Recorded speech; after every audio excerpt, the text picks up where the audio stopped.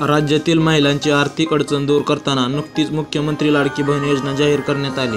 राज्यातून या योजनेला तुफान प्रतिसाद मिळाला। लाडकी बहीण योजनेवर राज्य सरकारवर टीका करताना राज्यातील भावांनी काय गुन्हा केलाय असा प्रश्न विरोधकांनी उपस्थित केला होता। त्यामुळे लाडका भाऊ योजना ही अंमलात आणली असल्याचं मुख्यमंत्री एकनाथ शिंदे यांनी पंढरपुरात जाहीर केलं। दरम्यान लाडकी बहीण आणि लाडका भाऊ नंतर आता काही लग्नाळू लोकांनी सरकारकडे नवी मागणी केली आहे। चला तर पाहूया नक्की काय आहे या लोकांची मागणी। ते पाहण्या अगोदर चॅनलवरती नवीन असेल तर चॅनलला जरूर सबस्क्राइब करा।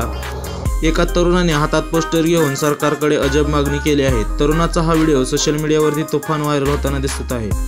अनेक तरुणांचे वय उलटत चालले तरी लग्न जुळत नसल्याने अनेक जण चिंतेत आहेत। मुलांच्या किंवा मुलींच्या अपेक्षा जुळणे, शिक्षण, नोकरी, घरची परिस्थिती आणि वैचारिक मतभेद अशा अनेक कारणांमुळे अनेकांची लग्न रखडली आहेत। दरम्यान कित्येक तरुणांना चांगली नोकरी नाही किंवा मुलगी नोकरी करत नाही म्हणून लग्न मोडल्याचे किंवा जुळत नाही अशी परिस्थिती आहे।